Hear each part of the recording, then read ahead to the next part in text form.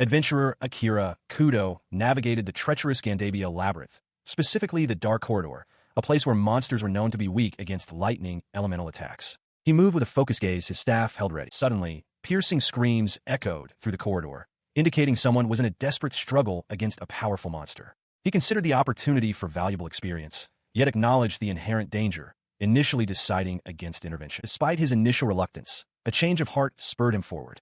He declared his resolve to move, acknowledging the unpleasant nature of the dark corridor he was exploring. As he ventured deeper, the corridor grew increasingly humid and foul-smelling, littered with sticky goo. This was precisely why he had hesitated, for the most formidable enemy on this level, a monstrous minotaur-like creature wielding a massive axe, awaited within the boss room. He recoiled from the stench, questioning why this fantasy world had to be so disgusting. Within the boss room, the monstrous minotaur-like creature lunged with a powerful punch, but a slender, long-haired woman deftly evaded its attack, her movements swift and precise. The woman, now revealed to be a member of the Long Ears tribe, crouched low, her long blonde hair flowing around her as she prepared for another move. He observed her, noting her distinctive features. The Long Ears tribe, known as Du Merta in this world, was revered as the race most beloved by the younger blue sister, goddess Sophia. Regardless of gender, they were exceptionally beautiful, possessed strong magic, superhuman strength, and high intelligence, making them, simply put, the cheat race of this world. Judging by her appearance, particularly the metal collar around her neck,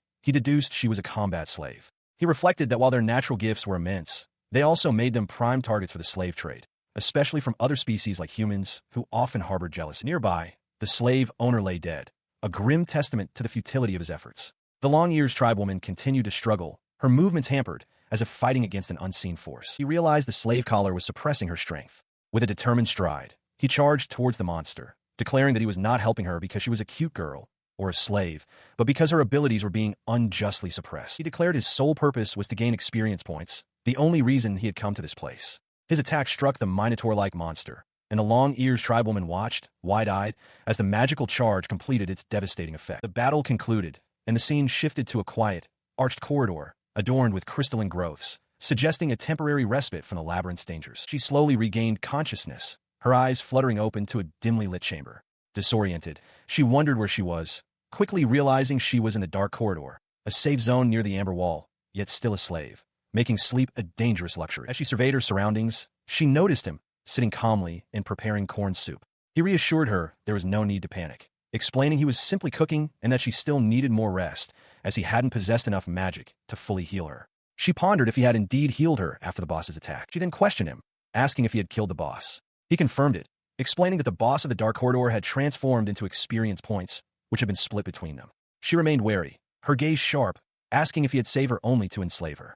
He vehemently denied it, reiterating that his sole motivation was the experience points. He then panicked, retracting his earlier statement and sheepishly admitting to having entertained naughty fantasies about her becoming his slave, a confession that left her looking skeptical. He attempted to clarify, flustered, that while it was fortunate for him to see her in such a state, he understood it might not appear favorable from her perspective, trying to explain his awkward admission. She sat upon the stone, her simple garment barely covering her, as he stared in wide-eyed shock from the background, his face a mask of surprise. He quickly apologized, insisting his earlier glimpse was unintentional and not on purpose. She then shifted the conversation, asking about the boss.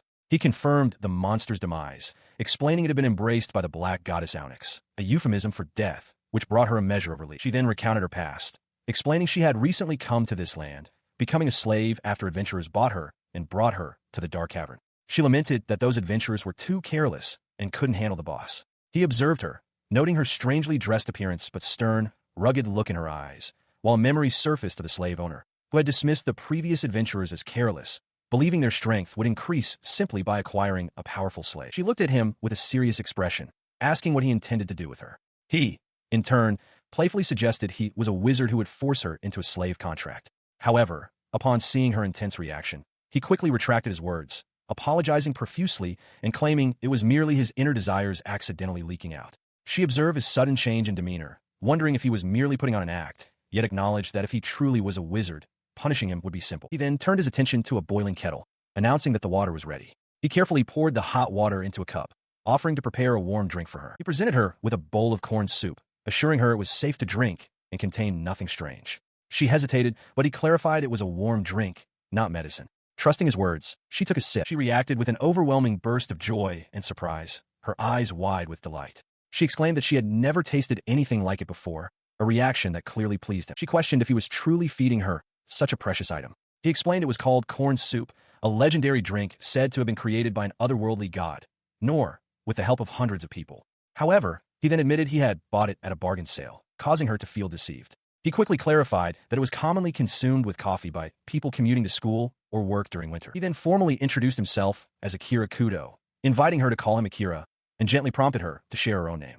She responded, revealing her name to be Skrrell, a girl of the Long Ears tribe. He smiled, telling Skrrell he was counting on her until they returned. Together, they made their way out of the dungeon, leaving the dark, cavernous passages behind for the bright light of the outside world. He soon arrived at the Adventurers Guild, a grand building in the city. There, he was greeted by Ashley, the guild receptionist, who welcomed him back with a cheerful demeanor. She immediately began to tease him, questioning his intentions with younger people and remarking that he hadn't changed. She then inquired about his day, asking if he had followed his usual routine. He confirmed he had hunted vampire bats in the dark corridor, managing to level up, which she found unusual for a solo adventurer. Her gaze then shifted to Skrrell, wondering aloud who the cutie was. She continued to tease him, joking that he had finally ascended to adulthood by bringing a beautiful Long Ears tribe member with him. He, flustered, denied that Skrrell was his slave. Ashley then recalled seeing Skrrell before, identifying her as a combat slave picked up by a member of the Star of Karenka, adding a layer of complexity to Skrrell's presence. She continued her report, detailing how the previous owner had met his end, defeated by a four-armed, two-legged male goat in the boss area of the Dark Corridor. She stated her intention to report the incident to her supervisor later. Hearing this, Skrrell's expression hardened, and she declared with unwavering resolve that she would never again return to being a slave. Seeing her distress, Akira confidently announced his plan to use Dispel All to remove the slave collar. He explained that Dispel All was a general-purpose magic capable of dispelling magical effects, officially known as Exorcism Dispel All. He acknowledged its high magic power cost, but dismissed it as a minor issue, given they were no longer in the Labyrinth. Skrrell looked on, surprised by his declaration. Ashley, however, challenged his assertion, questioning who had decided that magic could render something impossible to remove, suggesting it should simply be another spell. Akira, with a sigh, clarified that it was common knowledge, even stated in the guild manual, that slave collars could not be easily removed. He then elaborated on the nature of magic itself, describing it as the act of a wizard gathering and producing extraordinary results, implying that the collar's binding was a powerful magical effect tied to a specific cause. He continued, admitting he was merely repeating what his master had taught him, a form of tough love rather than simple gratitude. He theorized that if they could sever the magical link binding the collar, they could free Skrrell. He also revealed that, as a high school student from modern Japan, his magical abilities were only slightly superior to those of the people in this world. Skrrell looked at him, her gaze searching, as she asked if he was truly comfortable with such a risky endeavor. Without further hesitation, Akira reached into his void bag and produced several high-grade magic potions, causing Ashley to gasp in surprise. She exclaimed that each potion was worth 5 gold coins, and there were many of them, quickly calculating their immense value. She realized the total amounted to approximately 200,000 Japanese yen, a staggering sum. He then extended his hand, channeling his magic. A powerful surge of energy emanated from him, enveloping Skrrell in a shimmering light as he cast the Dispel All spell. With a sharp clink, the slave collar shattered and fell to the ground, freeing Skrrell. Ashley watched, wide-eyed and astonished by the sudden, dramatic event. Skrrell, now free, looked at Akira with a relieved expression as he celebrated, exclaiming that the collar was finally off. He expressed relief that he hadn't wasted 200,000 yen, then reflected that the money had been passively earned during his time in the Labyrinth, so he didn't truly regret the expense. Ashley, still amazed, questioned Akira about his ability to perform such a feat and why he hadn't done it earlier. He explained that his magic power was extremely low after fighting the boss and casting recovery magic, and that if he had lost consciousness from casting Dispel All, he would have died a tragic death. He then playfully asked if he would have looked cool if he had beaten the four-armed, two-legged male goat himself, to which Ashley responded with a non-committal ah. Ashley then shifted the conversation, asking Akira about his current adventurer level, mentioning that big sis Ashley was worried about him. He presented his license, revealing he was level 33. Ashley remarked that he was as strange as ever, noting it was odd for a level 33 wizard to have a rank in the 30,000s. Akira admitted he knew, but ranking up would be a pain in the ass. Still processing Akira's unusual statements, Ashley listened as he explained his desire for a free and relaxing adventurer's life in this new world. He found pleasure in simply leveling up and believed that ranking higher would only bring a deluge of annoying requests, a fate he wished to avoid. He offered a casual apology for his unconventional stance. She then inquired if he could register Skrrell as an adventurer. Akira readily agreed, acknowledging that making her guild property would almost guarantee she would not return to being a slave. He produced a magic stone core from a four-armed, two-legged male goat as a security deposit for her registration, then declared he needed to study for his exams, leaving the rest to Ashley. Akira then turned to Skrrell, who expressed surprise at the ridiculous amount of money he had spent on her. He casually dismissed her concern, explaining that he only did it to make himself feel good and because he had some spare change. He added that he enjoyed exploring labyrinths, and it would have left a bad taste if he hadn't helped. With a final wave, he bid her farewell and departed, leaving Skrrell to watch him go, a profound sense of gratitude and bewilderment washing over her. The world of Merta had seen the rise of adventurers, explorers who delved into the perilous dungeon labyrinths to gather materials and subdue monsters. These labyrinths, existing roughly at the world's center, were once known as hellholes, where monsters endlessly overflowed. The term diver was also used to describe those who entered the underground depths, and it remained a mystery what caused the terms to switch. Now, the once feared hellholes were surrounded by buildings and amenities, transforming them into places of relaxation and support for adventurers. Inside one such facility, Akira Kudo sat in a cafeteria, enjoying a meal, when a voice called out to him. It was Miguel Heidi Junkers, a fellow adventurer, who approached him, glass in hand, questioning his business and remarking on his midday drinking. Miguel, however, simply stated that drinking in the middle of the day was part of being an adventurer, then offered Akira a taste of his drink and a strange snack. Miguel warned him to be careful with the snack, which Akira soon discovered were lightly fried potato chips salted. He found them incredibly tasty and addictive, noting the abundance of salt and their satisfying crunch. Miguel agreed, adding that it would be a waste not to enjoy them with a drink. Akira, delighted, offered Miguel the entire bag of chips, revealing he had another. Miguel, surprised by the generous offer, then questioned Akira about using pepper as a seasoning, which Akira quickly denied, stating they certainly did not use it that way. Returning to the main subject, Miguel explained that in Merta, salt and spice were only used for food preservation or emergency stockpiling, making the existence of potato chips like these a rarity that could take hundreds of years to develop. He then pressed Akira, asking if he was truly making a good living in the upper floors. Akira affirmed that he was, though internally he admitted it was a lie. Miguel, however, seemed unconvinced, questioning his methods and asking him to stop calling herb picking by the less dignified term plucking weeds. Akira reiterated his stance, stating he did not want to get involved in anything dangerous. Miguel then shifted the conversation, explaining that his team's adventurer rank had risen to 258, a significant achievement among the 30,000 other teams. He expressed concern about Akira's recent unusual activity and his desire not to fall behind newcomers, emphasizing that adventurers were ranked by their level and guild contributions. He continued to list other notable adventurers, including a solo ranker from the Long Ears tribe named Frida, and a team of 2 blue wizards known as Blessing of Secretwater. Miguel then turned to Akira, asking about his current adventurer rank. Akira revealed his rank was 32,083, a number that utterly shocked Miguel, who exclaimed in disbelief at how low it was for someone who had been active for 6 months. Akira, however, remained unfazed, dismissing the importance of rank and stating that he found other activities, such as leveling up, enjoying labyrinth food, or inventing new items, far more enjoyable. He continued to refuse Miguel's offer, explaining that he didn't want to risk his life on dangerous labyrinth quests or fulfill rank quotas, despite the benefits of ranking up. Miguel, however, pressed him, asking why he wouldn't join their team. Akira, taken aback, stated it was too sudden and that he wasn't a bona fide wizard. Miguel, undeterred, revealed he knew Akira was a wizard, stating it as a fact and asking him not to play dumb. Akira, surprised, asked who had told him, to which Miguel replied that Ashley had. Ashley's words echoed, expressing her admiration for Akira, who always returns safely despite never carrying a weapon, leading her to idolize him as a prodigy. Miguel continued to urge Akira to join, emphasizing their team's dire need for a wizard, even as Akira worried about violating the guild's non-disclosure agreement. Akira explained his aversion to the dangerous parts of the labyrinth, preferring to live a fun life as an adventurer from time to time, even if it meant adventuring solo despite the shortage of wizards. Miguel lamented the waste of such talent. He then inquired about Akira's elemental magic, asking if it was fire or water. Akira, after a moment, revealed his element was lightning, a declaration that visibly stunned Miguel. Miguel gasped in disbelief, asking if Akira was referring to a Meisif's hammer and if he had ever seen streaks of bright lights fall from the sky on stormy days.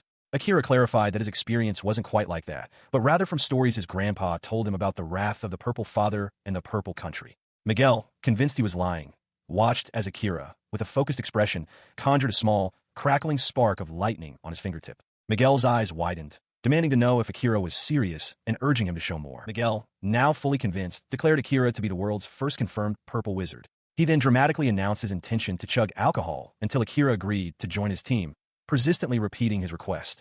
Akira, exasperated, questioned why Miguel couldn't take no for an answer. Miguel explained his renewed determination, stating that now that he knew Akira was a purple wizard, he definitely couldn't let him get away. Akira, however, reiterated his disinterest in anything dangerous. Miguel then accused Akira of merely looking at his alcohol, which he claimed was a regular womanizer. He then offered a very special treat, if Akira joined, while Akira observed Miguel's screaming face as a bad sign. Akira, with a flourish, presented a bottle of old whiskey, claiming it was a mythical class liquor created by the god of booze from another world, available for a limited time. Miguel, intrigued, admitted he hadn't seen anything like it in Frida. Akira then challenged Miguel, implying severe consequences if the drink didn't live up to his expectations, especially since Miguel was a master of alcohol and knew every type of drink in Frida. Miguel, now excited, suggested they put Akira's big talk to the test. Akira, realizing he had overhyped it, tried to backpedal, nervously mentioning he was a high school senior. Miguel dismissed Akira's attempt to backpedal, boasting that he was the man who had drunk Frida's biggest bottle of Firehawk in a single night, and warned Akira that the whiskey was said to be very strong. He poured a glass, noting its sublime smell. Akira, taking a hesitant sip, was instantly overwhelmed by the complex taste, his eyes widening in shock. Akira was utterly astonished by the drink's unique profile, describing it as sweet and sticky, with a surprising kick of alcohol at the end. He exclaimed that he had never had a drink like it in his life, and urgently asked Miguel where he had bought it.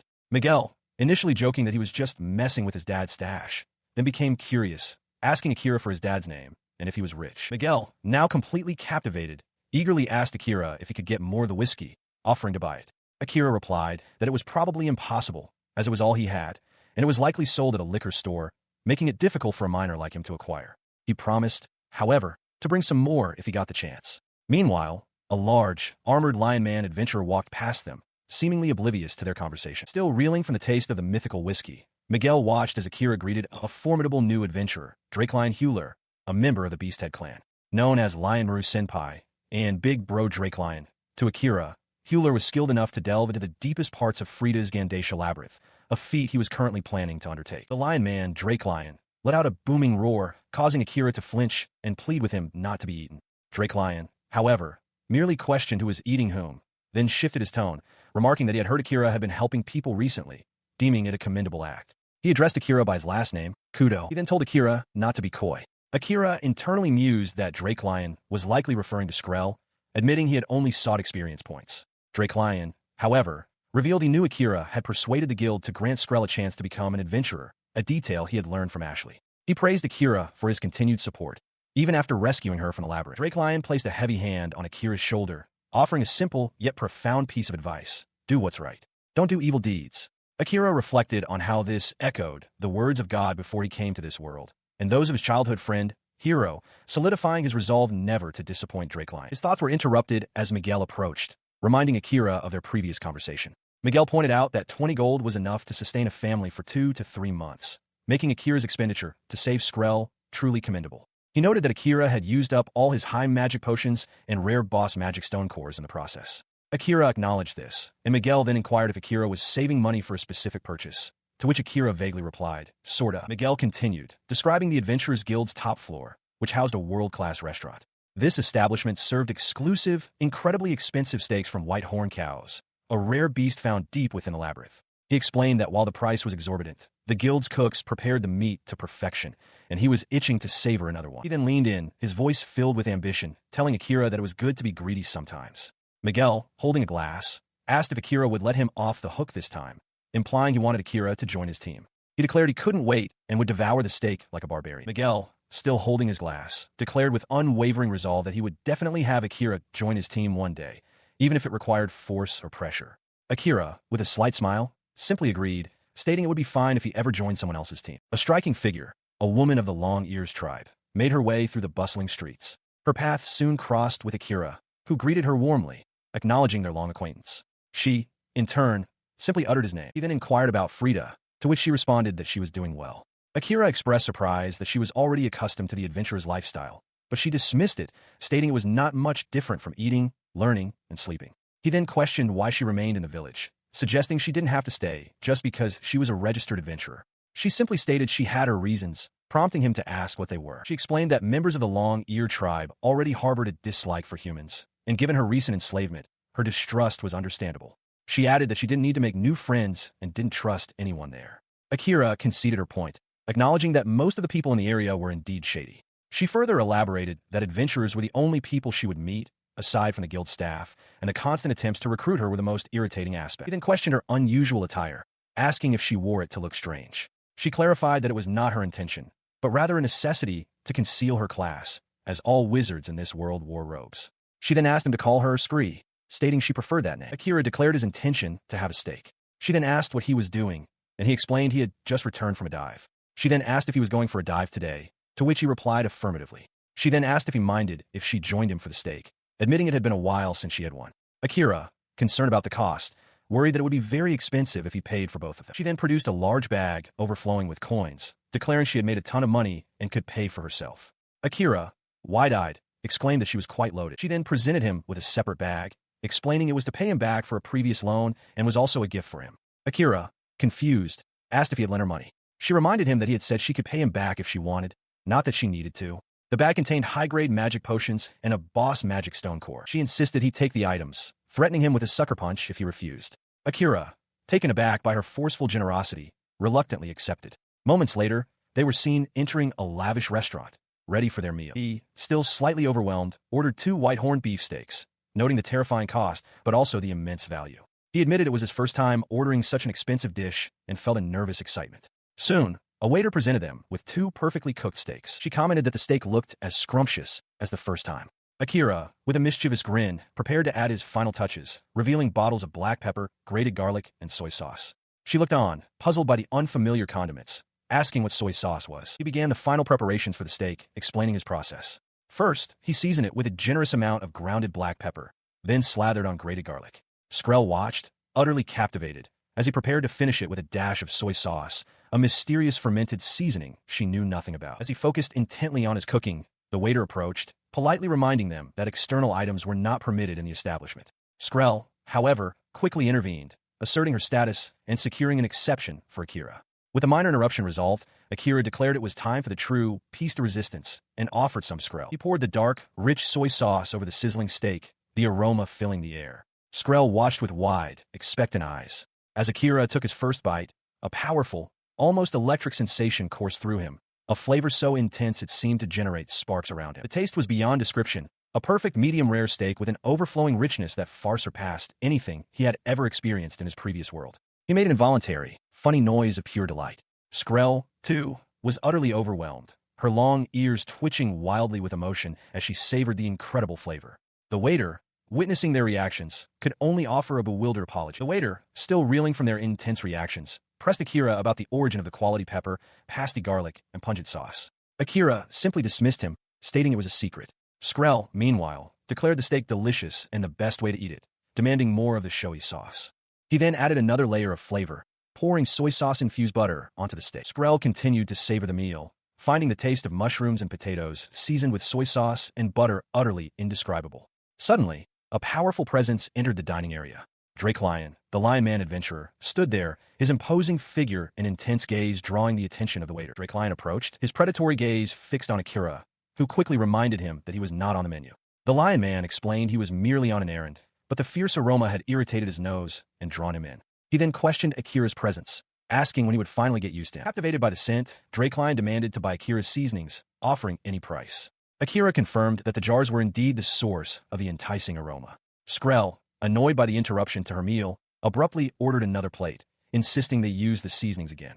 Akira, ever obliging, readily agreed. Drakelian's eyes widened in astonishment as he pointed at the bottle, a sudden realization dawning on him. This, he understood, was the secret ingredient making the steak so incredibly sublime. Skrrell enthusiastically declared soy sauce amazing and good on everything, a sentiment Drake Lion readily echoed, finding it good, quite different from salt, yet possessing a similar saltiness. Akira, observing the cat race enjoying the high-sodium condiment, mused internally that it was fine, acknowledging the strange realities of his new world. He continued his culinary preparations, seasoning the sizzling steaks on the grill. Drake Lion, his eyes wide with anticipation, roared his order. "I'd like some steaks, please.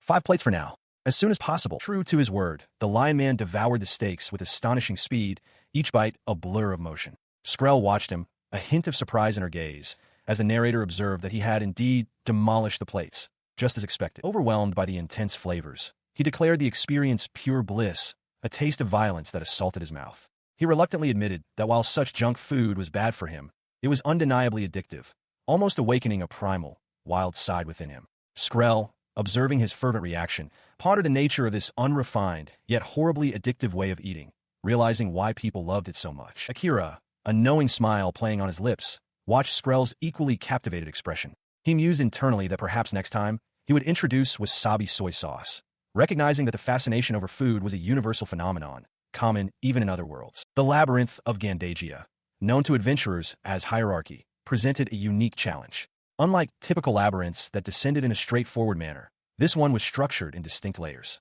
Stepping into a mysterious cloud would transport an adventurer to the base of a dungeon named Hierarchy, a place where a powerful god had long ago organized monsters into appropriate tiers for easier defeat, connecting them with ease of access. Down the stairs from the fabled forest path, where the sun still shone, lay an underground area accessible even to low-ranked adventurers. It was here, while Akira Kudo was diligently weeding the path, that a massive, shadowy figure suddenly loomed over him. The creature let out a guttural roar, its monstrous form fully revealed as an orc.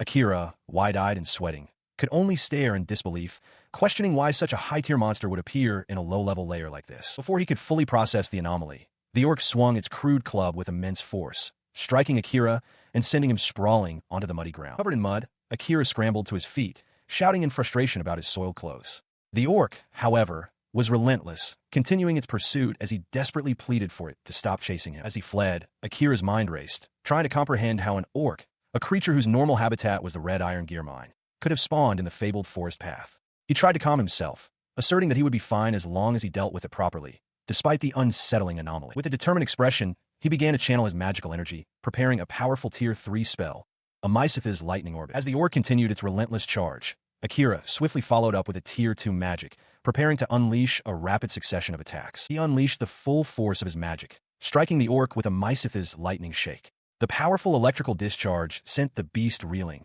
its body convulsing from the impact. The orc lay defeated, and Akira, utterly exhausted, leaned forward, catching his breath. He reflected on the terrifying encounter, marveling at how an orc from the red iron gear mine had appeared in the fabled forest path, a place meant for beginners. Despite the scare, he conceded that it had been a valuable, albeit intense, experience. He was covered in mud, reflecting on the recent encounter with the orc. The thought of a beginner adventurer meeting such a formidable devil-faced demon on this layer was chilling.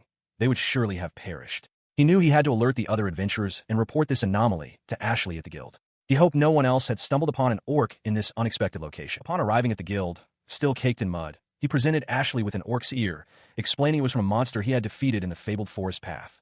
Ashley, initially surprised by his muddy appearance and questioning if he had been swimming, first thought he was attempting a prank. He assured her he would never do such a thing, clarifying that it was the only one he encountered, likely a straggler. Relieved, Ashley thanked him for finding it. Following Akira's report, Ashley promptly broadcast a public warning throughout the guild hall. She announced that news of a devil-faced demon sighted on Layer 5, the fabled forest path, was circulating, and low-level adventurers were advised to refrain from entering the labyrinth until safety could be confirmed. Akira felt a sense of relief that the warning had been issued. However, his attention quickly returned to his own state, realizing he was still thoroughly covered in mud. He needed to hurry and wash it off. As he made his way to the washing area, a facility where adventurers could clean themselves after returning, he grumbled about his muddy clothes, not wanting to return to Japan in such a state. He also worried about what his friend Hiro-chan might think if she saw him looking so disheveled. Suddenly, Skrrell approached him, her expression concerned, asking if something was amiss because his outfit was dirty. He casually dismissed it, claiming he had merely been spooked by a devil-faced demon and fallen down. She acknowledged his explanation with a thoughtful hum. He then stated that he had finished reporting to Ashley and was now going to wash off the dirt. Skrrell inquired if his encounter was related to the warning issued earlier. He confirmed it, then noticed she was following him, prompting him to ask what was happening. Skrrell then offered to help him wash, explaining that it was difficult for a single person to clean their entire body. He hesitated, questioning if they were both going into the washing area together, to which she simply confirmed, urging him to just get going. Inside the washing area, Akira's face flushed with embarrassment as Skrrell, without a hint of hesitation, began to undress. He stammered, tried to protest, and asking why she was getting naked. She calmly explained that her clothes would get wet if she kept them on, then urged him to just get naked already. Akira, internally flustered, couldn't help but notice her healthy skin and petite yet shapely figure, all while panicking about the impropriety of the situation. Skrrell noticed his gaze and called his name, snapping him out of his daze. He quickly apologized, flustered. She calmly told him there was no need to apologize, simply instructing him to turn around. He immediately complied, his face still burning. He found himself in a situation that felt far too mature for his age, observing Skrrell as she casually washed herself. He wondered what she intended to do next. Skrrell then declared she was finished and instructed him to turn around. He, however, was in a state of utter panic, internally screaming that it was far from fine on his end, even as she assured him she would be quick. His face flushed crimson. Akira averted his gaze, overwhelmed by the proximity. Skrrell, now facing him, also showed a faint blush, acknowledging the awkwardness of the moment as Akira grappled with his own physiological reactions. Still flustered, he apologized and urged her to stop teasing him. He confessed that he wasn't against her touch, explaining that his earlier behavior was merely him playing dumb. Skrrell regarded him with a knowing, almost amused expression. Pressed against her, he could feel her softness so intimately that his thoughts became muddled. He could even hear Skrrell's heartbeat, a rhythm that echoed his own racing pulse. He convinced himself that the situation was now acceptable, even as Skrrell continued to look at him. Suddenly, the distinct sound of someone approaching from outside the washing area startled them both. Startled, Akira quickly urged Skrrell to be quiet, realizing that someone was indeed nearby. The sudden intrusion shattered the intimate atmosphere. In a frantic whisper, Akira warned Skrrell to remain silent, threatening to pull on her ear if she uttered another word. Skrrell, wide-eyed, quickly agreed to his demand, promising not to make a sound. Moments later, both Akira and Skrrell stood dressed in a hallway, their faces still flushed with embarrassment. Akira felt as though he had just emerged from an intensely hot bath, reflecting the overwhelming nature of the recent encounter. Akira Kudo walked through the main street, reflecting on his recent visit to the guild. Ashley had repeatedly urged him to take on patrol quests, but he had consistently declined, preferring to focus on his own preparations. He believed in helping others, but not at the expense of his own readiness. He mused about the absurdity of risking his life to eliminate high-level monsters,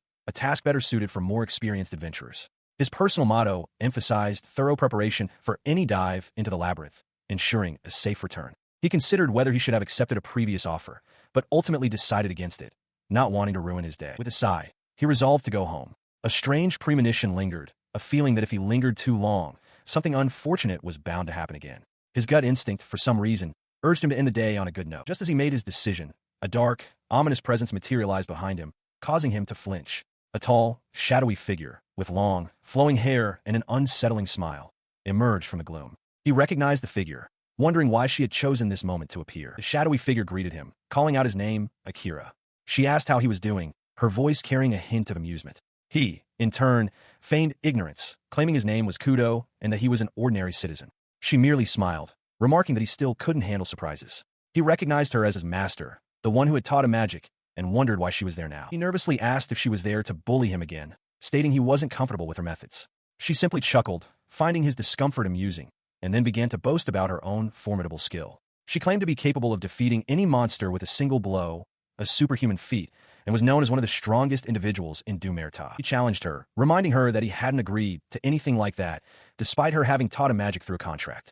She countered, asking why he suddenly had cold feet, reminding him of their agreement that he would do anything she asked. He admitted it was true, but still considered it a scam, especially since she had dropped him into lower depths to fight strong monsters. He likened her training methods to a black company, pushing him to his limits against post-apocalyptic tier monsters. He internally grumbled that the training had been incredibly tough, but acknowledged that his ability to use magic in this world was thanks to her hellish 6-month regimen. He prioritized safety, believing it was better to be prepared than to face something stronger unprepared. His master, with her creepy smile, seemed like a demon to him. His master, seemingly reading his thoughts, suddenly asked what he had said about her being a demon. Startled, he denied talking out loud. She then announced their next destination, the pudgy ooze baths. He immediately protested, declaring the enemies there were far beyond his league. She dismissed his concerns, stating he could handle it, and playfully called him wimpy and lazy as ever after 6 months of training.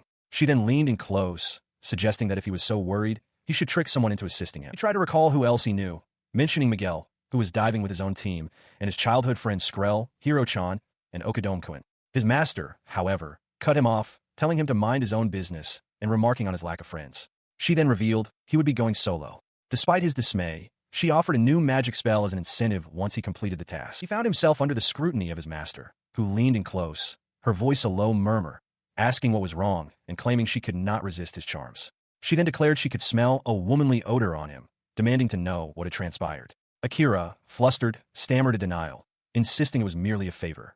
His master, however, dismissed his explanation as an excuse, finding it hard to believe a slacker like him could pull off such a feat, and pressed him further. He vehemently denied that anything had truly happened, but his master, with a knowing look, observed that while the scent was present, his taste was not, implying a failed attempt. Akira, mortified, demanded to know what she meant by tried tasting him, and then, regaining some composure, admonished her for speaking so vulgarly. She retorted with a crude comment about his erectile dysfunction, leaving him utterly speechless and determined to clarify that nothing had occurred. The scene shifted to a desolate, cavernous environment where strange, viscous liquids dripped from the ceiling and walls, forming puddles on the uneven ground. This was Labyrinth Depth 25, known ominously as the pudgy ooze baths. He stood amidst the dripping ooze, visibly distressed. The environment, he mused, was far creepier than the dark corridor, despite being only the third layer of the labyrinth. His master, however, dismissed his complaints, stating that the depth itself was not the problem, but rather the unsettling environment. She then mockingly asked if he wished to go somewhere else, to which he desperately pleaded that while the place was nauseating, it was still enough to make him want to escape. His master, ignoring his pleas, then gave him a new, far more daunting directive. She instructed him to descend to the 50th depth of the Ice Sheet Mountains and retrieve the magic stone core of the Ice Age Sea Leopard. He was utterly stunned, asking her to repeat the impossible command. He protested vehemently, reminding her that the fourth layer was already dangerous, and only the legendary Lion Maru Senpai was capable of soloing the 50th depth.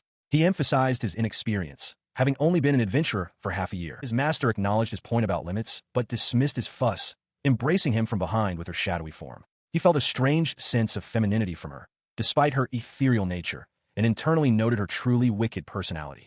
Despite his apprehension, he found himself tempted to comply with her demands, feeling a peculiar pull. Moments later, he stood alone in the pudgy ooze baths, looking small and vulnerable. The master was gone, leaving him surrounded by the grotesque, dripping ooze that seemed to pulse with an unsettling life of its own. He cried out in despair, realizing the situation was far worse than he had imagined.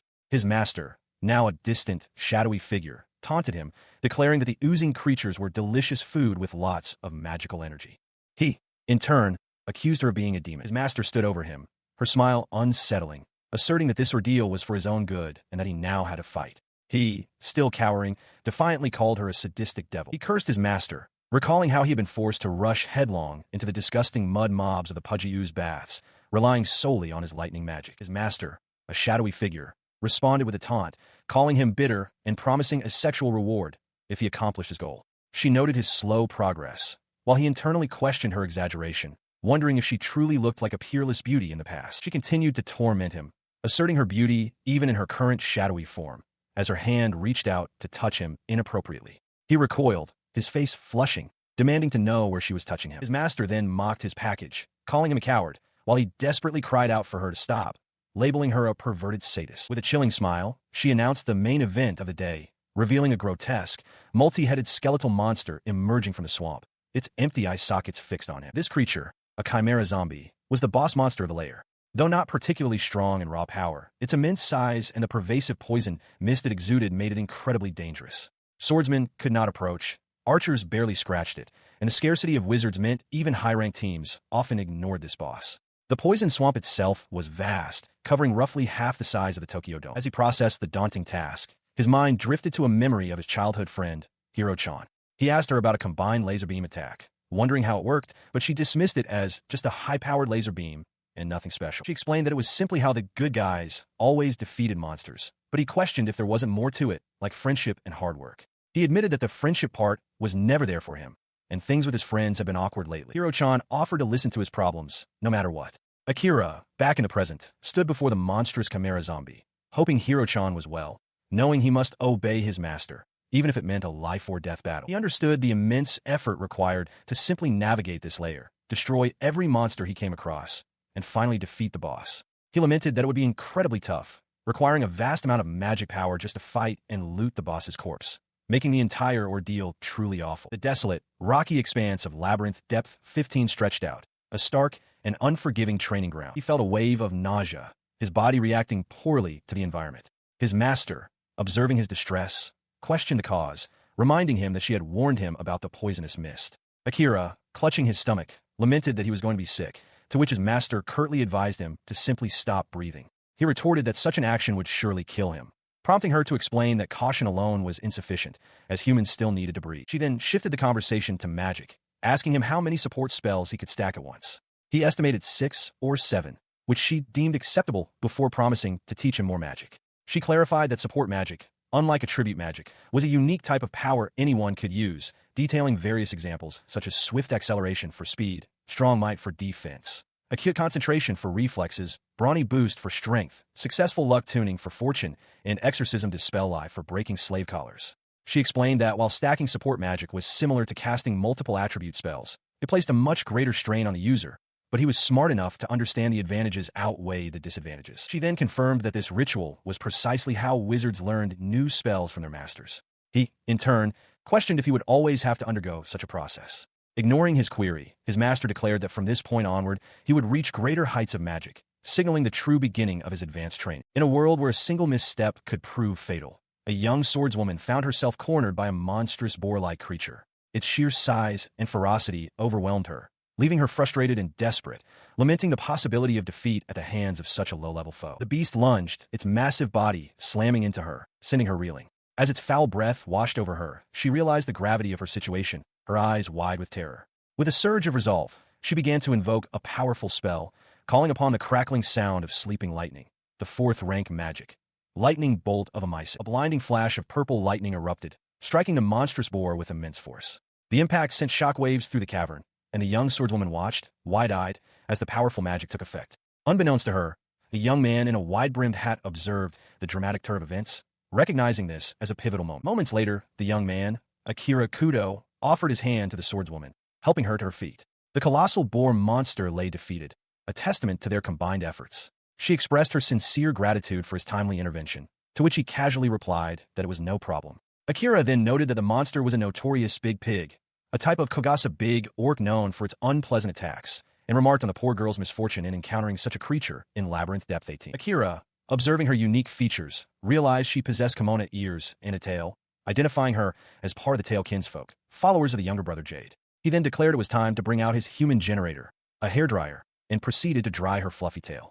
The touch of the warm air felt strangely familiar to her, evoking a sense of comfort. She questioned his peculiar actions, to which he sheepishly replied that he was simply admiring how nice her tail looked. She proudly explained that she not only groomed her tail daily, but also her ears, emphasizing her dedication to its care. Akira readily agreed, acknowledging its beauty. However, he then expressed his confusion, questioning how a high-ranked adventurer like her could be caught off guard by a boss at such a shallow depth. She admitted that while she had indeed slain the boss, the fight had been tougher than she anticipated, and she had run into some trouble on the way, something that would give even a seasoned adventurer a hard time. Akira understood that the adventure was not truly over until one returned to the guild, noting that in the real world, defeating a boss allowed for fast travel back to the guild's entrance. He was impressed by her feat of going to depth 48 alone and defeating the boss known as the Tempest Emperor, concluding that she must be incredibly strong, much like Hiro-chan. She then formally introduced herself as Eldrid, a swordwoman of rank 54, level 48, and asked how he knew her rank. He replied that it was obvious, given her expensive-looking equipment. He then introduced himself as Akira Kudo, a wizard, and Eldrid immediately recognized his high standing, comparing him to Liamaru-senpai, placing him in the top 100. Akira then revealed he was a purple wizard, a type of magic user Eldrid had never encountered before, expressing her surprise that such a class existed, as she had always believed there were only 4 types of wizards.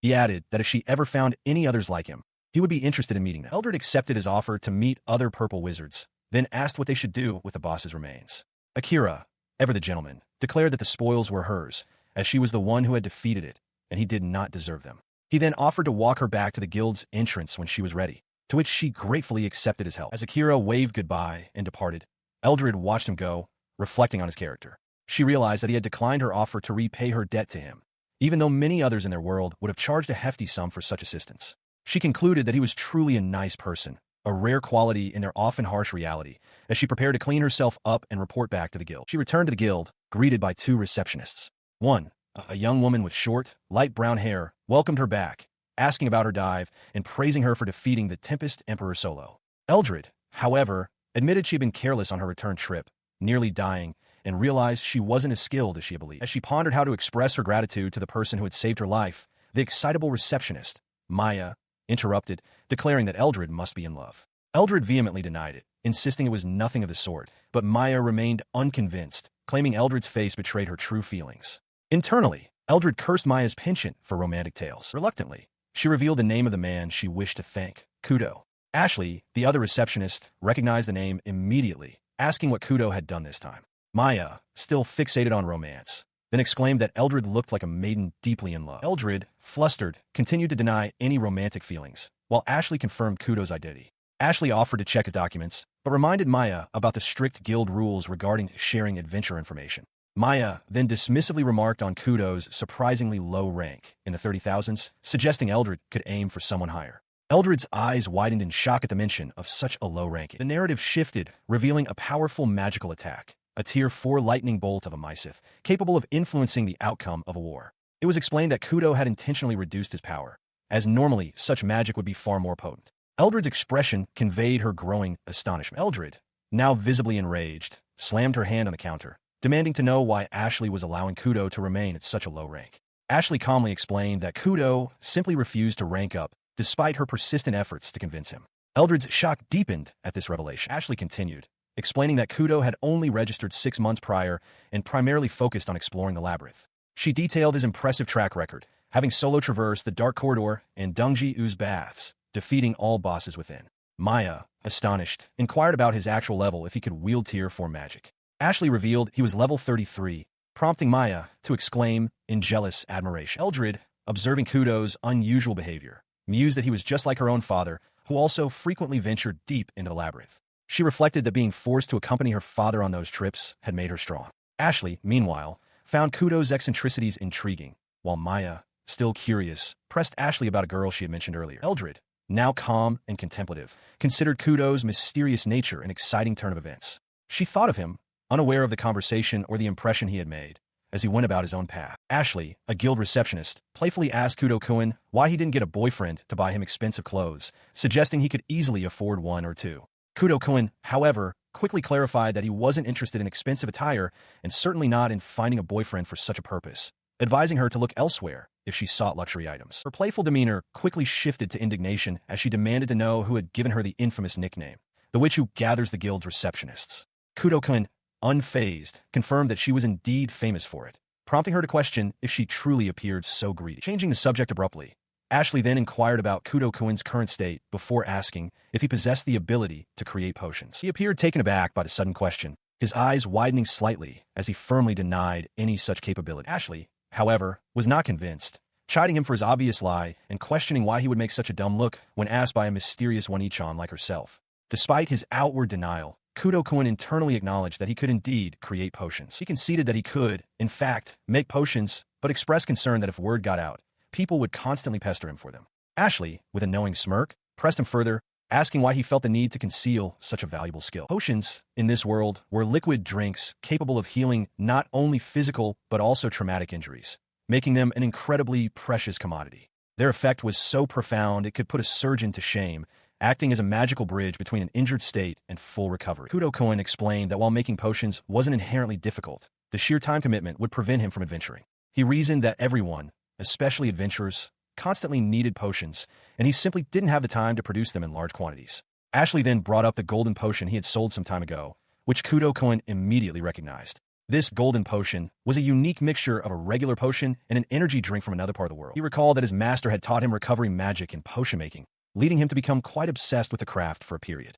During that time, he had sold his leftover experimental potions, including the golden one, to the guild through Ashley at a reasonable price. Meanwhile, 2 other guild receptionists, Maya and a colleague, discussed the golden potion's potency, noting its effectiveness was comparable to a high-grade potion worth 5 gold chains.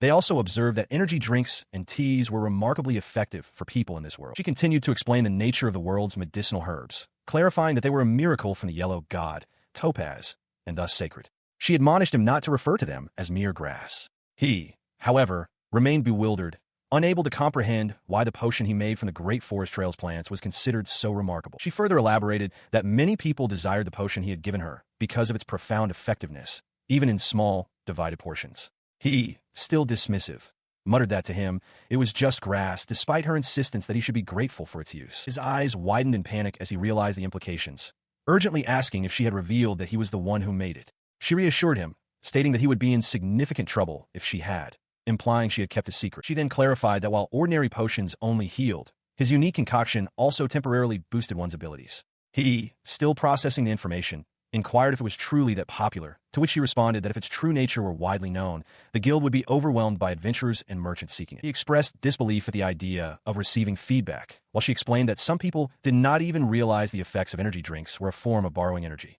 She then presented him with several glowing testimonials. One adventurer praised the potion for resolving a long-standing problem and leaving them refreshed. Another celebrated winning a bet and finding a girlfriend thanks to it, and a third expressed immense gratitude, claiming the potion brought their almost dead friend back to life. She reminded him that she had divided the potion into small portions for sale, and it proved effective even in those minute quantities. She then revealed that the guild master had randomly named it the gold potion, and that the amount of feedback far exceeded the small quantity she had sold. Her expression grew intense as she revealed the last batch of potion had skyrocketed to 20 gold coins in less than an hour, becoming the talk of high-ranking adventurers as a new type of potion. He, observing her fervent demeanor, urged her to look at her own excited facial expression. He inquired if there were any other auxiliary effects, to which she confirmed its high price was due to its ability to boost stamina, vitality, strength, and sturdiness all at once.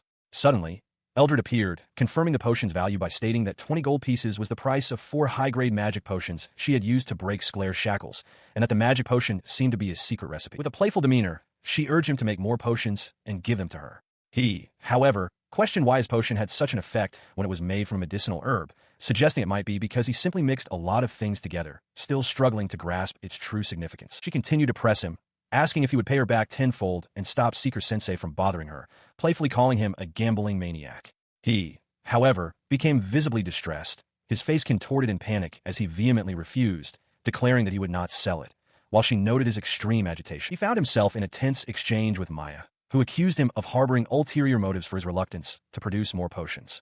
She pressed him, demanding he trade with her, threatening to expose his unique abilities to everyone if he refused, which would jeopardize his future guild assessments.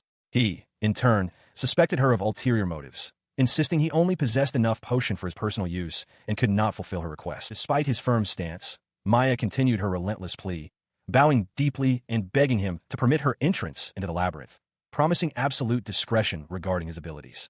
He remained unyielding, stating he would not accept any applications until her request made sense. She declared she would not cease until he agreed, to which he, exasperated, finally conceded, allowing her just a little bit. With his reluctant agreement, Maya erupted in joyous celebration, thanking him profusely and declaring she would report to the guild master immediately, abandoning her reception duties without a second thought. He watched her depart, a thoughtful expression on his face, wondering who truly orchestrated this situation.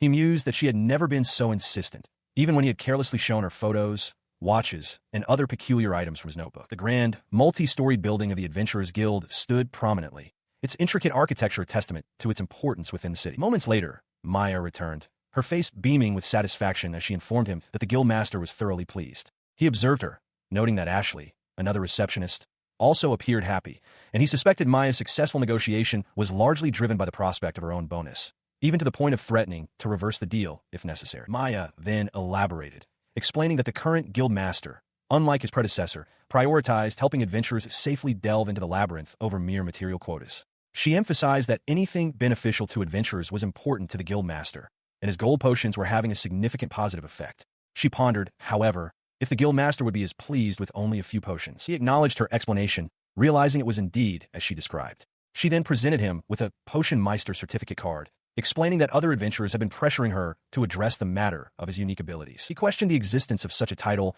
as potion meister. Maya clarified that a guild specializing in potions typically issues licenses, and selling potions without one could lead to complications, especially if they were mistaken for fakes. He understood, realizing it was a swift and efficient way to unify the guilds, especially since Frida's Potions Guild had been absorbed into the Adventurers Guild, which now purchased the most potions.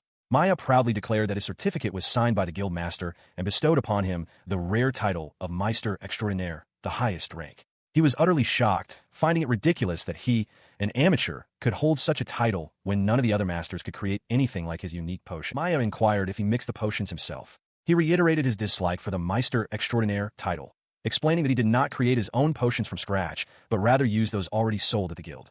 He believed his success stemmed from the magic involved in the mixing process, not from his own skill, as potions generally do not blend well with other ingredients. He humbly considered himself an amateur when it came to potions, but Maya insisted that his ability to properly perform this mixing process qualified him as a master. He remained steadfast in his reluctance, even as Maya, the guild receptionist, playfully suggested he feed her, hinting at the immense wealth his unique potions could bring. She called out to him, but he feigned ignorance, internally noting that while he might be tempted if her motives weren't purely financial, he preferred not to engage. Maya, undeterred, pressed on, reminding him that her reputation as the Witch of the Gathering stemmed from her ability to attract resources. He retorted, calling her stingy, as she dismissed his comment, stating she would negotiate potion purchases later and would see him then. He reflected on his true motivations. He resolved to do his best during future negotiations, not for money, but to secure enough time to delve into the labyrinth, acknowledging to himself that his status as a potion meister was merely a stroke of chance. 6 months prior, a young man named Akira Kudo found himself transported to the otherworldly city of Dumerta. This journey was the result of experiments conducted with his friends in an occult research club, where they explored various methods of crossing into other realms. One of their attempts proved successful, leading him to become an adventurer in the otherworldly city of Dumerta, the city Frida. As he immersed himself in his master's requests and the study of magic, he found little time to forge new acquaintances. He learned the basics of Labyrinth exploration from Frida, a representative of the Long Ears tribe, and from the revered Liamaru Senpai. Later, he met Master Rix, a sadistic demon wizard who educated him on the major events unfolding in Dumerta, prompting him to consider expanding his circle of friends. In the present, a young wizard, Ricky Rudiano, grew increasingly exasperated with Akira, repeatedly calling out to him. She demanded his attention, her frustration evident as he seemed to ignore her pleas. She finally declared her name, Ricky Rudiano, demanding he acknowledge her. He, however, feigned ignorance, asking who she was, which only intensified her annoyance. She reminded him that they had met before and even delved into dungeons together multiple times, asserting that this was how people normally learned about each other. He pondered if his reluctance to engage with her made him seem cold, wondering if that was truly the reason for his behavior. Ricky, the green wizard specializing in wind magic, continued to challenge Akira, demanding he fight her with magic. He, however, consistently refused, stating he did not want to do anything dangerous and would simply dodge her attacks. She argued that dueling was the perfect opportunity for wizards to test their skills, a destiny they should embrace. She accused him of always lying and playing tricks on her, but he insisted it was not true, explaining his refusal stemmed from a desire to avoid injury. Ricky then declared her ambition to become the greatest wizard in Frida, but first, she believed she had to defeat him. He, in turn, questioned her intense obsession with him. She reiterated her desire for a normal wizard's fight, expressing her frustration with his unmotivated demeanor. He still couldn't comprehend her obsession, especially since he considered himself a novice. He concluded that Ricky, though not a bad kid, was simply inflexible, and their ongoing dispute would likely remain a game of patience until one of them finally yielded. Meanwhile, Eldrid, with her long blonde hair and distinctive ears, walked through a doorway, her expression neutral as she entered a new space. She stood beside Akira, who seemed to be trying to avoid a persistent challenge. Akira, for his part, was not being entirely honest about his intentions, claiming he was merely diving to gain experience. Eldrid, sensing his reluctance, offered to accompany him. Her gaze then turned to him, asking if he disliked her presence. Akira, along with Ricky, quickly denied it, insisting they did not dislike it at all. Despite their denials, Ricky remained exasperated, demanding to know if they recognized her, reminding them of their earlier conversation. Akira, however, genuinely did not recall her, while Eldrid wondered aloud who the person was. As Ricky fumed, Akira and Eldrid discussed her, identifying her as a wind wizard or more specifically, a green wizard. Eldrid then asked Akira if he truly knew her. Ricky, overhearing their conversation, proudly declared herself a top graduate from a magic academy, a wind magician blessed by the green god Jade. She explained that such magicians were highly versatile and as useful as blue magicians in labyrinth explorations. Eldrid, intrigued, asked Akira if he knew anything about the Maruam Magic Academy. She continued, emphasizing that the Maruam Magic Academy was widely considered the world's finest institution for teaching magic, a fact everyone knew. Akira, seemingly unfazed by her boasts, recounted how Ricky had tried to fight him the other day, but he had simply pushed her away. Ricky, annoyed by his dismissive attitude, questioned why he was so unresponsive. Ricky, indignant, then clarified the details of their previous encounter, explaining that she had been in a daze after a severe beating from her master, mistook Akira for a monster, sprayed him with pepper spray, and fled. She refused to accept that as a defeat, accusing him of pretending to run away to trap her. Akira, attempting to disengage, admitted her point might be true, but stated he had to leave as Skrrell was waiting. Ricky, however, insisted she would accompany him. Far from the ongoing discussion, Eldrid found herself deep within the Labyrinth Depth 20, specifically the Yellow Cliff Ruins. The ancient, crumbling architecture surrounded her as a massive, reptilian monster, resembling a dragon, emerged from shadows, its powerful form filling the space. As the monstrous creature lunged, she braced herself, her expression hardening with resolve. The beast's claws tore through the air, striking her with immense force, but she met the assault head-on, ready for the battle ahead. She struck with incredible force, her blow connecting squarely with the dragon-like monster's head. The impact sent a shockwave through the air, and the beast recoiled, blood splattering from its snout as it was thrown backward. As the monster fell, Akira and Ricky observed the scene. Ricky, surprised by the display, questioned if it was the long-eared tribe's martial arts. Akira confirmed it was a renowned fighting technique, explaining that by stretching the center of gravity and manipulating muscles and bones, one could generate immense physical power, capable of penetrating and destroying targets upon impact. Ricky, impressed, acknowledged that the long-eared tribe was indeed the strongest race, capable of effortlessly defeating even Depth 20 monsters, earning them the reputation as one of the most powerful races in Dumerta. With the dragon monster now defeated, Eldrid stood over its massive form. Beyond the long-eared tribe, other subraces also existed within the unique world of Dumerta. Among these were the Beasthead tribe, protected by the green god Jade, a proud and free-spirited race with beast ears and tails attached to human-like figures. There was also the Tail tribe, blessed by the yellow god Topaz, who were carnivorous, fierce beasts resembling Leonru Senpai, revered as symbols of bravery. Finally, there was the Phantom tribe, whose blessing came from the red goddess Ruby. They were incredibly powerful, yet their energy consumption was so high that they often collapsed from exhaustion. Despite this, their strength was universally recognized, and they consistently appeared on the top diver teams. They were considered the strongest race in Dumerta, known for their custom of wearing the fur of animals they had killed. Ricky then shifted the conversation, asking Akira how he knew so much about the long-eared tribe. He explained that he had rescued a battle slave from the Labyrinth just the other day.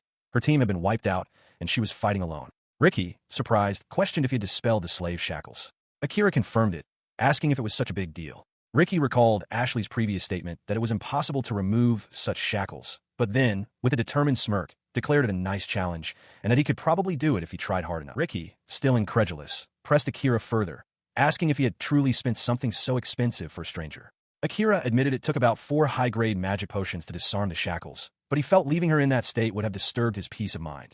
Ricky, shaking her head, conceded that he was indeed beyond good-natured. Eldrid, who had been listening, turned to them, remarking that the famously misanthropic long-eared tribe seemed surprisingly friendly, at least towards her. She then apologized for leaving them to defeat enemies by themselves, explaining that the foes in this area were weak and wizards should conserve their magic. With a determined expression, Eldrid, still bearing traces of battle on her face, declared that if it weren't for the slave shackles, she would show him she could even take out a 4-legged goat. Akira, seemingly pleased by her confidence, expressed his gladness to hear that. Ricky, ever the challenger, urged Akira not to suddenly turn into a coward. Meanwhile, Eldrid, holding a small bottle, praised Akira as the best, just as she expected of Skrrell Senpai, and offered him something to drink. Still focused on the journey, Eldrid suggested they take a break, but Akira, ever practical, reminded her they were almost at a safe zone where a proper rest could be taken. They soon arrived at the designated Ruins of Imperial Wall safe zone. Inside, Ricky, already settled, eagerly asked Akira for some sacred bread. He, however, revealed he hadn't brought any today, but offered another kind of bread instead. Ricky then presented another kind of bread, a long, dark bun filled with what appeared to be noodles. Eldrid, observing it, questioned its appearance, describing it as bread with brown, squiggly bits in it, or a sea anemone in sauce, finding the description unappetizing. Ricky, however, proudly declared it noodles, a food she'd had before, and Akira praised Ricky's genius description. Eldrid, despite her initial reservations, took a bite and seemed to find it acceptable. She explained that she brought specially prepared food supplies because she disliked unappetizing preserved food in the Labyrinth. Akira confirmed that this noodle bread was indeed one of her special provisions, noting that she often carried strange food. Ricky, seeing Eldrid's unique drink, demanded it, calling it the drink of geniuses. Akira, meanwhile, offered Ricky a bottle of Dr. Pepper, asking if she wanted a drink. Ricky, curious, asked what the funny-colored concoction was, but declined, stating she would rather not have wine. After tasting the Dr. Pepper, Ricky found it sweet but with a weird, herbal taste, describing it as a mixture of flavors rather than simple fruit water. Eldrid, intrigued, asked to try some, and Akira agreed. She took a sip and, after a moment, identified it as Byerlois, a sweet orange juice. Eldrid, now holding a bottle of soy sauce, asked Akira if he had any more, offering to pay whatever he wanted for it. Akira, surprised by her sudden interest, confirmed he had some, but only a small amount, and offered it for 2 copper coins. Eldrid found this price surprisingly cheap, even cheaper than salt, and called out Akira's full name, Kudo Akira, with a stern expression. Ricky, observing Eldrid's intense interest in Akira's items, confronted her, asking why she was stalking him and where she was from, stating she'd be embarrassed if she were Eldrid. Eldrid denied stalking him, asserting that she was merely curious because Akira possessed items that Frida and the surrounding area did not.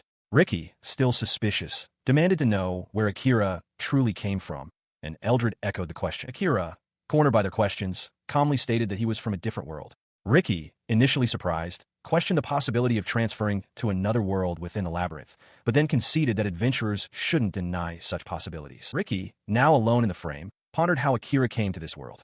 She recalled that he was initially investigating an urban legend about how to get to the other world, believing it to be a hoax, but then it actually happened to him. Still processing Akira's revelation, Ricky asked if he had come to Frida directly. He clarified that he first flew to Uncle God's place and received a scorecard there. Ricky, astonished, questioned if he had truly received it directly from a god, noting that in her world, people were born with divine blessings, but Akira's world lacked such fantastical events. He confirmed it came directly from the purple father god Amethyst, implying one must be truly special to speak to him in person. Eldrid, holding the bottles of Shu and Barlois, interjected, stating matter-of-factly that she, too, had met a god. Ricky, surprised by Eldrid's casual admission, inquired if other races also had such opportunities to interact with deities. Eldrid explained that her long-eared tribe was created by goddess Sapphire, who occasionally visited their village, suggesting a similar dynamic for other races. However, she clarified that humans did not experience such direct divine encounters. Intrigued, Akira decided he would ask about the purple father god Amethyst and the black mother goddess Onyx next time he saw them, noting that these powerful deities only appeared during significant events. He continued to elaborate on his unique relationship with the god, describing him as a familiar neighborhood uncle with whom he could even have small talks. He further explained that every time he arrived in this world, he had to pass through God's place and greet the deity. Ricky, still struggling to reconcile Akira's casual description of a god with her own understanding, expressed her doubt, stating she didn't think he was that great. Akira, however, expressed profound gratitude towards the deity. He explained that despite the god's seemingly normal appearance, he was a divine being who had facilitated his travel between Japan and Merta and granted him access to magic, acknowledging that such profound assistance felt somewhat surreal. The narrative then offered a glimpse of this uncle god, who was depicted lounging casually, reading a book, and humming contentedly. He appeared more like a relaxed father watching television on his days off, enjoying the added bonus of being able to simply laze around. Akira recalled his conversation with the god, where he had asked if, having been sent by a deity, he had been given an important job or mission. The god, however, had simply stated there was nothing in particular. He had granted Akira blessings and magic, allowing him to live his life as he pleased in the other world, with the only caveat being to do good things for others' sake, but never anything bad. Eldrid and Ricky listened intently, their expressions thoughtful as they absorbed Akira's unconventional account of his interaction with the deity. Akira, noticing their reactions, acknowledged that their image of a god was likely quite different from his own. Ricky, still processing the casualness, asked why he was suddenly thanking the purple father god Amethyst again. Eldrid, with a slight blush, quickly interjected that her reasons had nothing to do with Akira, implying a personal and perhaps secret connection. A young adventurer, Akira Kudo, expressed his excitement for the day, eager to dive into the labyrinth to earn experience points and level up. As he walked through the bustling city streets, he noticed a large crowd blocking his path. He realized he wouldn't be able to pass through the main thoroughfare. Deciding against the crowded main street, he resigned himself to taking a back alley, despite his reluctance. He knew that while the city of Frida was lively, its back alleys held a different, more dangerous atmosphere, often frequented by suspicious individuals. He reminded himself to remain vigilant, acknowledging that he had been hassled before but always managed to escape, though a lingering fear of potential harm always remained. He considered that if the situation called for it, he could use his solid, strong ability to withstand a few hits and then escape using high-speed acceleration. As he navigated the narrow passage, the Shadow Master suddenly materialized beside him, causing him to jump back in shock and exclaim that she had almost given him a heart attack. She responded with a slight smile, stating that she couldn't help it if she appeared suddenly, as if he were telling her not to appear at all. He, still flustered, pleaded with her to at least give him a warning next time, perhaps by trembling or glowing, rather than just popping into view like a natural disaster. He pondered her true identity, finding it difficult to discern through the shadows that constantly enveloped her, though he suspected she was probably human. He noted that occasional gaps in the shadows revealed red eyes and a youthful appearance, but her devilish personality made him question her humanity. She then asked if he was after another stone core, reassuring him that this time it would be an easy one. He questioned her, asking why she always followed him, referring to her as a support system. She seemed confused by his words, asking what he was talking about, but then quickly agreed, stating that she was indeed a support system for him.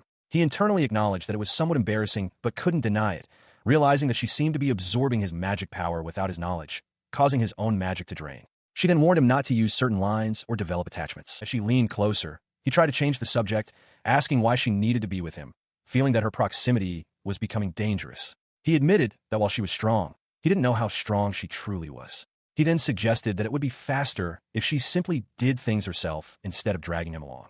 She responded by recounting that she had once killed a flame baron, a monster from the 38th floor, in an instant, implying her immense power. She added that killing many monsters would not add to his experience points. She then stated that if she could, she would dive into the labyrinth by herself, but she couldn't. She mused that if she were to kill that many monsters, she could only imagine how high her level must be if she wasn't getting any experience. He observed that she didn't seem to want to answer his question, so he decided to change the subject again. He then asked her why she wanted the stone cores so much, having heard they were only good for warding off monsters. She replied cryptically that one could do many things with stone cores, many things indeed, and promised to teach him their uses in due time. She then wondered if she was tricking him. Suddenly, he felt unwell and injured, realizing he had gotten sick right when she mentioned wanting stone core, and questioned if she had such a convenient body. He groaned, feeling a sudden illness and injury, and she then asked how she should return his convenient body back to normal. He, feeling miserable, expressed that he honestly didn't want to run into any trouble today, or any day for that matter, and wondered if it was impossible. She then offered to teach him new techniques today, and, as an additional incentive, she would let him touch her chest. His eyes widened in utter shock at her proposition. He stammered, repeating boobs in disbelief, questioning if his master had just offered her breasts. She confirmed that was indeed what she was referring to, and he, still reeling, wondered if she would truly let him touch them with his hands. He still reeled from the Shadow Master's audacious offer, stammering in protest as she pressed closer, asking how he would feel better. He tried to resist her overwhelming presence, internally acknowledging her attempt to overpower him, and pleaded for her not to advance further. Unyielding, she simply insisted he agree to their next venture. Moments later, the two stood before a massive, ancient door, its surface adorned with intricate carvings and overgrown with vines. This was the entrance to Labyrinth Layer 14, a place ominously known as the cave where the Colossus sleeps. Inside the labyrinth, he eagerly questioned the Shadow Master about their next opponent, declaring his readiness to conquer anything.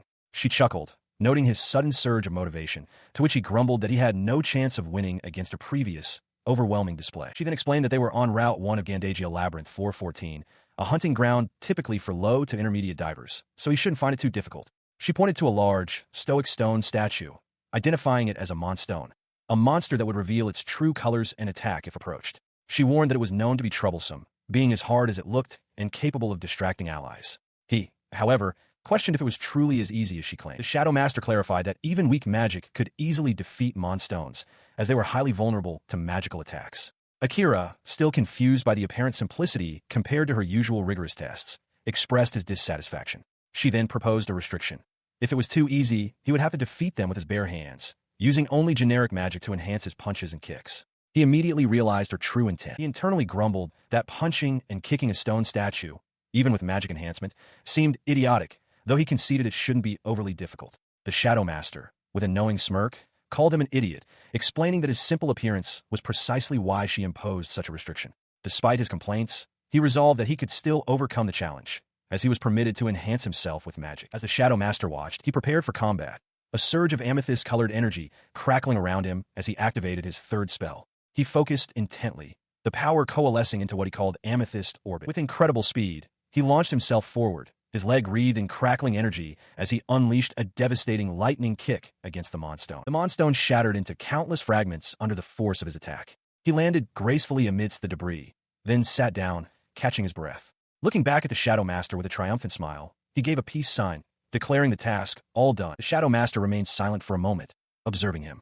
He, however, excitedly asked her how his performance was, asserting that he had met the terms of the restriction, even though he had used attribute magic, not generic magic. He then realized this was his first time using high-speed acceleration in front of her. She admitted she had intended to teach him a close-quarters combat technique this time, but now believed he wouldn't need it, giving him a pass. He celebrated his success with a joyful cry. He questioned the Shadow Master, asking why she adopted close combat techniques without his knowledge. She dismissed his reasoning as childish, claiming it was romantic for a magician to specialize in close-range engagement. Akira, however, clarified that his previous technique wasn't truly close combat, as he merely rushed in at high speeds to overwhelm opponents. The Shadow Master then pointed out that he didn't seem to fully grasp the technique, even though he was its creator. He then demonstrated his high-speed acceleration with a casual punch, proving that even someone with limited fighting skills could easily defeat opponents. The Shadow Master confirmed his observation, explaining that the magic was an extension of his acceleration, and despite a slight decrease in maneuverability, it should be simple to apply. He acknowledged the truth in her words. He expressed surprise that his master placed such emphasis on close combat, given that wizards were commonly known to be at a disadvantage in such situations. He reasoned that it was crucial for them to have methods to handle close encounters, even if they weren't direct combat. He then deduced that she intended for him to use Amethyst Orbit to make his movements incredibly fast, allowing him to defeat opponents with speed too great to follow. The Shadow Master then warned him that as he grew stronger, he would inevitably encounter all sorts of trouble, as jealousy was inseparable from people, regardless of how saintly they might appear. She asserted that once he was in the public eye, he would be unable to escape jealousy when he showcased his capabilities. When he asked how he should deal with such situations, she simply advised him to kill them, leaving him utterly shocked. He recoiled from her suggestion, stating that killing was too extreme and inhumane. He then shifted the topic, asking about other dangers a wizard might face, specifically mentioning being outnumbered or surrounded by other magic users. He wondered if he needed a higher-level wizard to turn the tables in such a scenario, acknowledging the validity of her point about being surrounded by magic from all sides. He then inquired about the strategy after using defensive magic, such as a barrier or a shield, implying he would simply focus on defense until the enemies ceased their assault. He pondered what one should do after deploying such protective spells. The Shadow Master confirmed his realization, explaining that if a wizard's timing was off, they would be constantly exposed to magic when dealing with numerous magicians. She emphasized that staying on defense would only lead to being bombarded with magic until one collapsed, and once on the defensive, there would be no chance of escape, resulting in a complete defeat. Impressed, he acknowledged her wisdom and eagerly requested that she teach him a way to escape such dire situations. He openly admitted his nature as a coward when it came to humans, prioritizing safety and avoiding harm to others. The Shadow Master, with a knowing smile, prepared to impart her next lesson. The Shadow Master then revealed the magic she was about to teach him, Force Esoterica. She explained it was a technique that released a burst of compressed magic power from within the body, allowing the user to erase the magic launched by an enemy. He questioned if Force Esoterica simply canceled out the enemy's magic. The Shadow Master clarified that its purpose was to strike the enemy's magic with a powerful force that tore it apart. He quickly grasped the concept, realizing that by using raw magical power, he could act faster without needing to cast a spell, operating on the same principle as canceling out magic with magic. She added a crucial caveat. The technique would not work if the opponent's magic rank was higher than his, in which case he would likely lose anyway. With that, she declared they would begin the lesson. He recoiled, startled by the sudden surge of magic. No, I shouldn't be thinking about that before I get hit, he thought, his eyes wide with alarm. The Shadow Master, however, merely offered a chilling smile, her power manifesting with an explosive force that made him scream. As the Shadow Master concentrated and released even more magical power, he cried out, demanding she stop, bewildered by the sheer force she had unleashed so abruptly. She calmly told him to cease his screaming, asserting that if he believed they were finished, he clearly did not know her true nature. He retorted that he could die from such powerful magic, calling her a devilish wizard. Overwhelmed, he broke down, tears streaming as he denounced her as a devil and a demon. Unfazed, the Shadow Master simply challenged him to do his best, adding a chilling caveat. If he failed to survive, he wouldn't be able to touch her. He internally conceded that while the monster he had faced earlier was not difficult, his master's training was proving to be absolute hell. Yet he also acknowledged her as a woman of her word, implying a strange enjoyment of the ordeal. Within the bustling Diver Guild's canteen, Akira Kudo sat alone at a table, observing the activity around him. Other guild receptionists moved about, tending to their duties, while adventurers came and went. He explained that he was currently in the Diver Guild's canteen in the free city of Frida, located in the other world, Dumelta. He was there for a light meal before a dive, but confessed his dislike for the canteen's food, preferring to bring his own. Akira then reflected on a dish called rafuda, made from the meat of the big pig monster he had fought in the 18th layer of the Labyrinth, known as the Submerged City. He wished he possessed the culinary skills to prepare it himself, but admitted he had to ask his mother for help. He continued, explaining that he was no cook, and anything beyond simple recipes was a significant challenge. After several attempts, he finally managed to prepare the rafuda on his own. However, he got carried away, making so much that it overcrowded his fridge, earning him a scolding. He then offered some to someone who found it delicious and inquired about the type of pork. Akira identified it as Damaruta pork. Akira revealed he even had to give half of the rafuda to his childhood friend, Hiro-chan, who lived next door, to prevent it from spoiling. Suddenly, a familiar voice called his name. Eldrid, a high-ranking diver he had once rescued when she was covered in bodily fluids and couldn't move, stood before him. They had become acquaintances after that incident. She then asked if he was heading to the Labyrinth. Akira, observing her, noted that despite her imposing appearance, she seemed surprisingly timid. Eldrid confirmed she was done eating and was heading home, having had a successful day. Akira noticed she wasn't carrying much for someone returning from a labyrinth dive and inquired about her bags. Eldrid explained that once an adventurer achieved a certain rank, they could have their gathered items sent directly home. Akira was astonished, having been unaware such a service existed. He then asked where she was going. She replied she was heading to the forest to do some weeding, gathering ingredients to make tea for herself. Akira, intrigued, asked if those ingredients could also be used to make potions. Eldrid confirmed they could, but admitted she disliked making them. Akira realized that if people discovered his own ability to make potions, he would be inundated with requests, given his status as a wizard. He then boldly asked her to be his partner, inviting her to join his team. Akira mused that Eldrid was honest, serious, and kind, making her trustworthy enough not to leak his secret. He thanked her for her discretion. Eldrid, visibly flustered by his offer and his trust, then offered him some of her food, asking if he was hungry after returning from the labyrinth. Akira, with a mouthful of his own food, quickly assured her that he had enough to share. Eldrid, surprised by his generosity, used her sword to cut a piece of the rafuda he had offered. As she tasted it, her eyes widened in pure delight, clearly savoring the deliciousness of the dish. Her eyes widened in disbelief, a spark of pure delight igniting within them as she savored the taste. The rafuda was beyond delicious. Akira, observing her reaction, offered a small bottle, suggesting that adding its contents would enhance the flavor even further. She continued to eat with an expression of utter bliss, finding the dish incredibly delicious. Akira then revealed that the meat she was enjoying was from the big pig they had encountered previously, a monster from the labyrinth. Eldrid expressed her astonishment, admitting she never imagined it could taste so good and finally understood the dish's origin. Akira, meanwhile, mused internally that this meal was a form of revenge against the monster. He acknowledged that cooking in this world was challenging, requiring special stoves and careful attention to recipes, unlike his original world, but he had managed to tweak a few things to perfect the dish. He continued his internal thoughts, reflecting on the delicate balance of cooking. A novice attempting creative dishes with secret ingredients could instantly ruin the food. It was crucial to follow recipes precisely. Eldrid, still beaming, confirmed that the meal tasted truly great. Eldrid then shifted the conversation, stating that she still needed to properly thank Akira for his help in the Eternal Night Meadow. She explained that she did not want to feel like a burden or for him to see her as one. Akira, understanding her sentiment, suggested a solution. They could dive into a labyrinth together. He proposed that if she helped him, he would be grateful, implying this could serve as her way of repaying him. Eldrid enthusiastically agreed, assuring him he could count on her, and mentioned that she also frequented the labyrinth. Akira, intrigued, then asked her to try saying a specific word, soy sauce, wondering about the cultural accent.